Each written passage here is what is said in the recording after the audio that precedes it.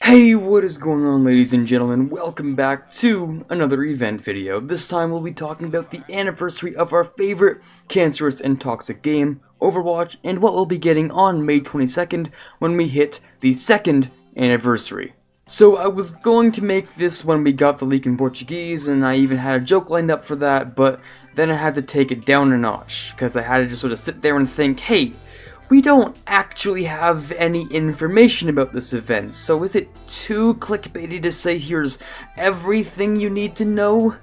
Yeah, the answer was yes. So I gave it 2 days and we should be fine and stuff, because now we did get a developer update and we actually do get to know everything. So, speculation has sort of become my job, so I'll just regurgitate some knowledge and then we get on to the stuff that's original and totally not stolen from other people who make these videos or anything. Right, so, one of the first things is a new deathmatch map called Petra.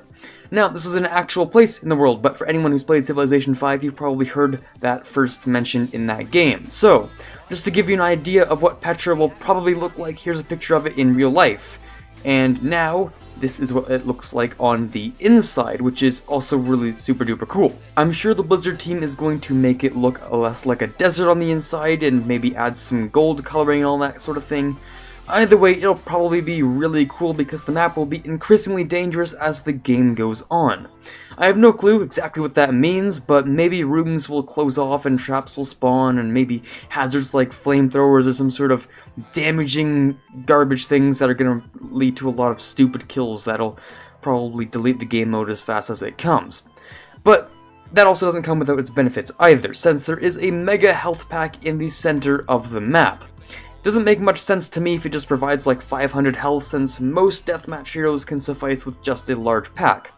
Maybe it provides like shielding or armor, which would also be really cool. Oh, by the way, we're also getting competitive deathmatch. What? I didn't say anything. What? Yeah, we're getting competitive deathmatch. Yeah, right. So, you know that whole thing about having a balanced competitive mode? Right, so you have a couple of days, but if you can remove Junkrat, Brigitte, and Moira, and other such extremely cancerous heroes from the game by that time, I'm sure it'll work out just fine. If not, well, I don't think so many people will play it as much as you might have hoped, Daddy Jeff.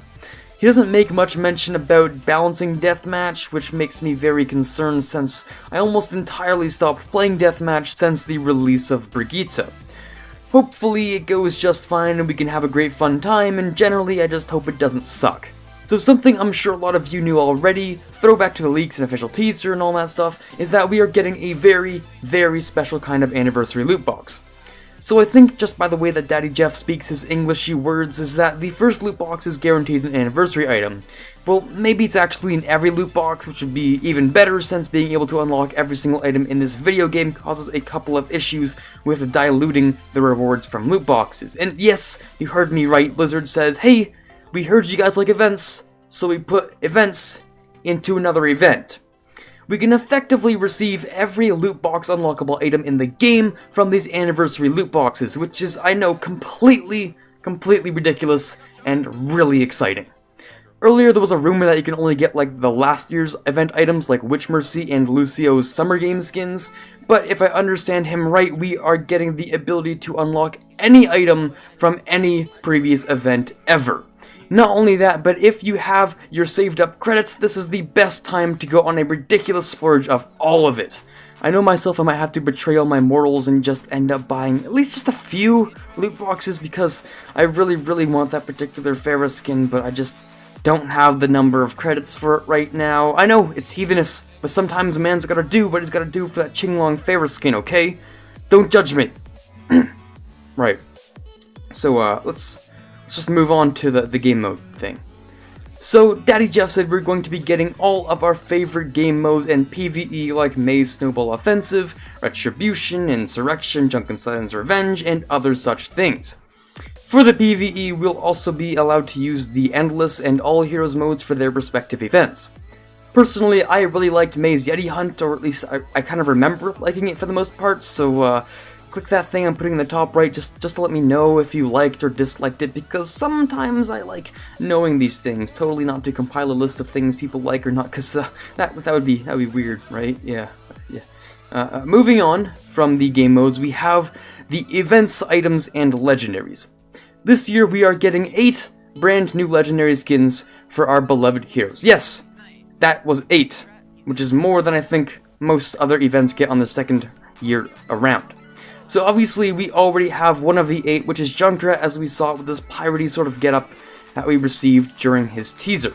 Now, it's hard to really guess at which heroes will receive another skin, but Daddy Jeff loosely mentions that some of the devs' favorite heroes will be getting skins, one of which is of course Hanzo, as Daddy Jeff's favorite hero himself.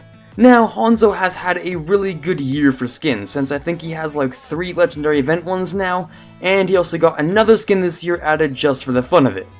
It's hard to imagine seeing more skins for them, but I think it's really entirely possible. The one hint that Daddy Jeff has decided to give us is that a rather dapper looking gentleman, as he puts it, is definitely getting a brand new skin. Apparently we asked for this, and if we did, then we already know who it's for. My best guess is that the Doomfist skin from his Masquerade comic is coming soon, since it is one of the more canon skins for him, but it would also be extremely exciting for me and other Reinhardt mains if it were the Giant Crusader himself, because let's be honest, he looked freaking fantastic in a tux. My personal list, other than the 3 I just mentioned, would include Pharah, since she's only received 1 legendary skin this year, and we're kind of ignoring Bedouin just for plot convenience. Brigitte, since she's the newcomer. Then there's Zenyatta, Mercy, and finally Roadhog. We're also going to be receiving the new dances for Doomfist, Moira, and Brigitte, as they all missed the emote train last year, and of course they'll be fitted with their 4 voice lines and a new gold icon for each of them.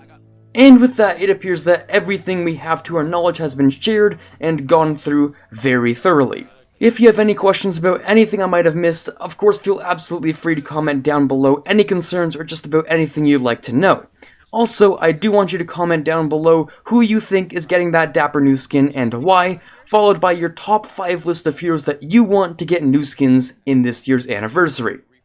The most convincing answer will be pinned by the event's release. If you enjoyed today's video and it gave you a good laugh, be sure to hit the thumbs up button as it helps grow the video. On the flip side, if you didn't enjoy the video, leaving a dislike is alright too. Either way, you obviously enjoy Overwatch as you clicked on this video for whatever reason, so why not subscribe, as I love Overwatch too, and these videos are made weekly with just a couple extras added in just like this one. Also, make sure to turn notifications on by the click of a bell so you can leave that first comment that you've always wanted to. This is Car signing off, and as always, have a fantastic day.